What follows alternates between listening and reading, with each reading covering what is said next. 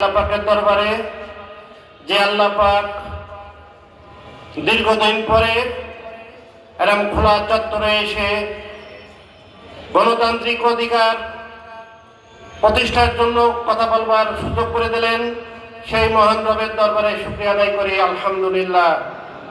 বাংলাদেশ জামাত ইসলামী বেনাপোল পৌর শাখা কর্তৃক আয়োজিত 11 দলীয় নির্বাচনী ঐক্যের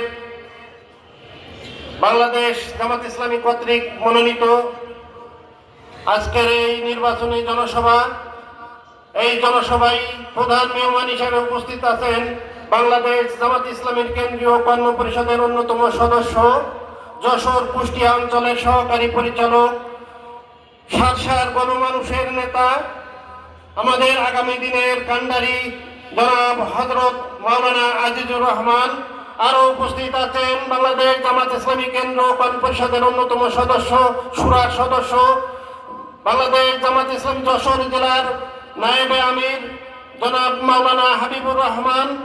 আরো উপস্থিত আছেন বাংলাদেশ জামাত ইসলামীর সারসার সাবেক নায়েবে আমির এবং ঢাকা মহানগরীর উত্তরের পেশাজীবী সংগঠনের দায়িত্বশীল ভাই ইঞ্জিনিয়ার তৈবুর রহমান জাহাঙ্গীর।